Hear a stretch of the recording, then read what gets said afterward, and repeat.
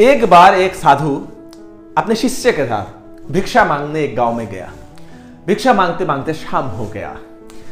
साधु ने सोचा कि एक घर में जाकर शरण लिया जाए, आज वहां पर ठहरा जाए। तो एक घर में गए, बहुत गरीब थे लोग, बांस का घर था, वहां पर लास्ट घर था उन लोगों का।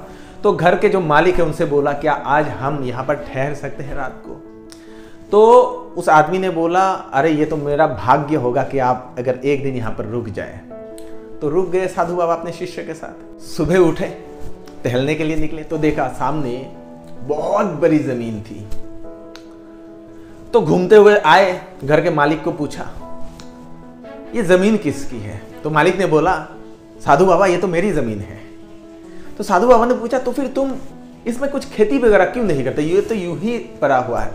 तो आदमी बोला, साधु बाबा मेरे पास 2 भैंसें हैं, दोनों ही भैंसें अच्छी हैं, अच्छा दूध देती है, उसको बेच के मैं अपना जो फैमिली वो चला पाता हूँ, इसलिए मैं नहीं करता हूँ।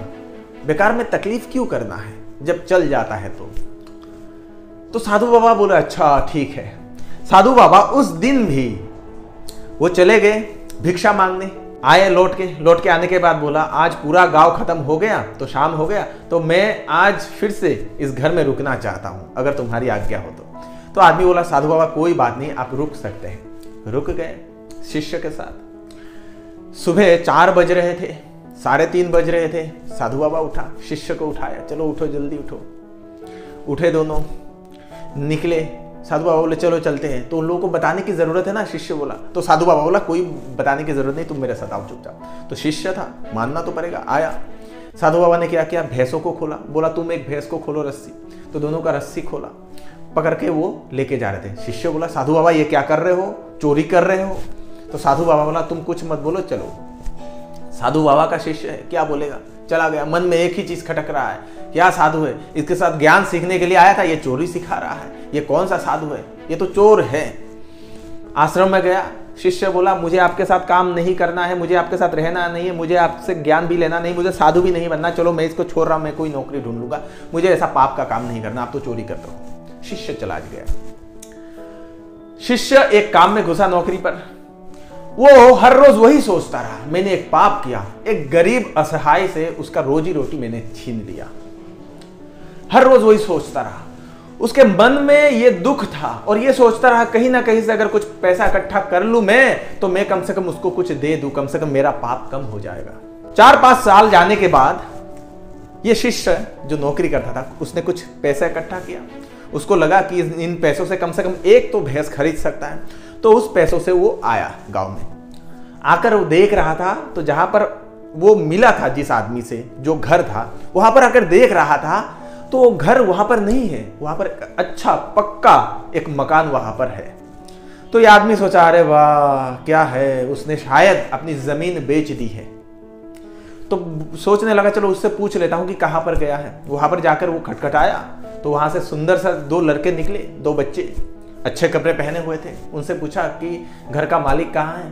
तो बच्चे बोले, वो तो घर के अंदर है, तो कृपया उनको बुलाएंगे। वो आया, आने के बाद ये चौंक गया। वो 5 साल पहले जिस आदमी के घर पे रुके थे वही था, जिसका बांस का घर था। आज उसने एक पक्का इमारत उसने बना लिया। चौंक गया ये आदमी। वो निकला, बातों बातों में पूछा, आप कैसे अमीर बने? वो बोलने लगा, नहीं 5-6 साल बाद पहले एक साधु बाबा आए थे, उसी दिन रात को मेरे घर में चोरी हो गई, मेरी जो दोनों भैंस थी वो चोरी हो गई। 4-5 महीना बहुत मुश्किल से गुजारा, इधर उधर काम वाम किया। फिर सोचा सामने वाले के जमीन में अगर सब्जी उगा लूं तो कम से कम घर का खर्चा निकल जाएगा उसको बेच के। तो उसने सब्जी उगाना शुरू कर दिया। सब्जियां वो बेचने लगा, और सब्जी लगाने लगा, और बेचने लगा। फिर बोला कि फिर मैंने कुछ फल के पेड़ यहां पर चारों तरफ लगाए, फिर उन फलों को बेच के मैं और ज्यादा फल के पेड़ मैंने लगाए। फिर ऐसा करते करते बहुत सारे फल के पेड़ हो गए, और आज उन सब फलों को बेच के मैं अमीर बना हूं।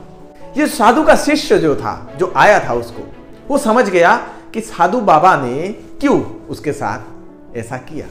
उस आदमी के जो कंफर्ट जोन था उसको साधु बाबा ने तोड़ डाला। उसके जीवन में अपॉर्चुनिटीज थी लेकिन उसने उसको इस्तेमाल नहीं किया था।